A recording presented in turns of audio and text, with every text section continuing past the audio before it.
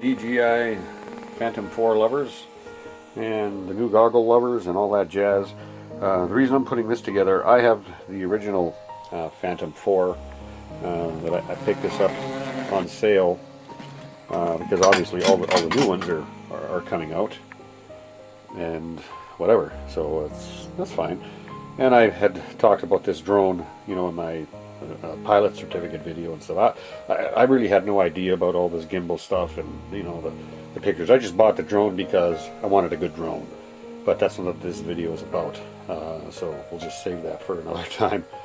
But I did buy the goggles to be able to use with the drone. I love the whole idea of getting that to happen, but I couldn't find anything on YouTube or anything in regards to the original Phantom 4 and the new goggles, you know, even though they're, I guess, originally designed for the Mavic or whatever they are, because everything's wireless. But these goggles do work. You hook them up with the cable that you got with your Phantom. You use the USB. I have the other port that I bought, the advanced setup here. I'll tell you in a second why, but it just goes from your USB out to your charge jack on the back of your DJI goggles, and the goggles will work like a charm, and there's no problem. The only problem that I see with this setup is that you don't have any other reference other than what you see from the goggles, and of course you're supposed to have a spotter when using goggles, but if you're just going to go out and hover in your backyard, I don't see why I need a spotter to tell me where it is. But nevertheless, you can only you only know where the drone is other than looking at it, as long as it's your field of view without the goggles. But when you put the goggles on, if it goes up high or whatever, it goes up over, you know, somewhere where you physically can't see it, your only representation of where it is on these goggles. And it's really weird to, you know, open up or lift up the goggles and look up in the sky and not see your drone. You know, that is it's a terrible feeling. You have a lack of confidence there, I can tell you. So the reason I went ahead and bought the new module for the back is so I could get that HDMI output right here and go ahead and attach it to my iPad and have my iPad going, you know, and use my iPad. And so I always have my DJI app going, you know, and I'm running, you know, various maps and things like that, so I can actually see that and use that as a reference. Now, this is not your normal size HDMI out. This is middle size. The normal size, you know, is like one, you know, on the side of your computer, you know, that large one. Then there's a middle size. I forget the specs on what the size is. And then on the other end of this, that attaches onto the headset, the midget HDMI. And it's right there, the real tiny mini. So that was confusing to me. So I had to go ahead and order an adapter. And of course, I got the adapter before I got the goggles. And I said, oh no, this is not going to work. Look how small this HDMI connector is. So I said, oh, okay. So then I went to Walmart and I bought this $35 cable, and it sort of has all sizes of it, and said at least I'll be able to use that. And it turns out when the goggles came, it you don't have to use or the adapter that I got fit fine to be able to utilize this HDMI. So not a regular HDMI output. Remember that. That's important.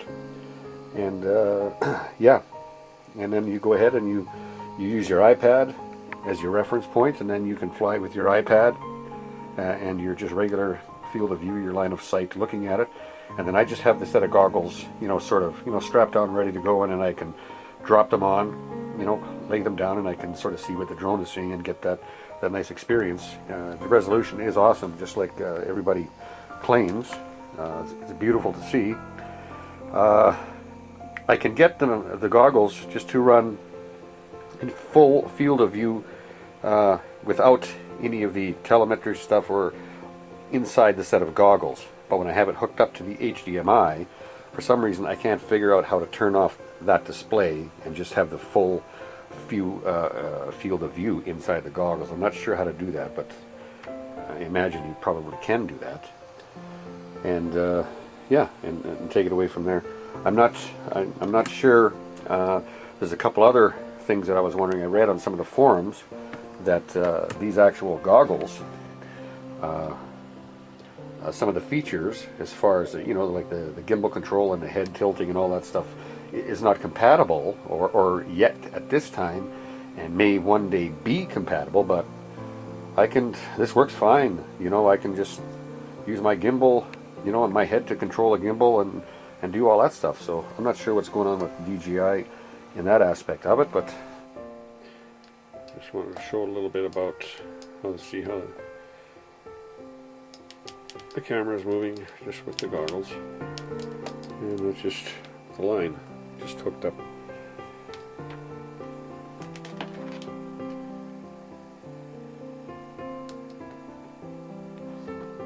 I just wanted to make this short video just for guys who have the original Phantom 4s and are maybe considering selling them because they want to get new goggles, and they heard maybe if there's an issue in hooking them up. Whatever the case, if you don't need an iPad and you're just flying around and you want to just see some FPV stuff, go for it. Just buy the goggles and you're set to go. One other thing, because I bought this used, and maybe somebody can give me some information on that, I went to register this with DGI, and of course I hook it up to my computer, to my Assistant 2, and it doesn't recognize it whatsoever. There's nothing there. Just nothing is happening. It seems to me when I got my Phantom, as soon as I plugged it in there, it's, you know, it told me a Phantom 4, and I forget now at that time what it all was, but can't seem to do that with the goggles. And yeah, last but not least, I think that's why they were returned, is because a guy probably had a Phantom 4 and just, I don't know, couldn't figure out, you know, how to do it, or was told it wouldn't work, whatever the case. But they work great, they look great, everything is fine, and yeah, just that box. Just remember that. I have no idea what this sort of 4-pin connector is. I haven't got a clue. And then you have your small UHB, and your large USB, and then your medium-sized HDMI. And that's it. So, good luck with that. And we hope to see you guys out in the air taking some beautiful photography as soon as possible. Take care.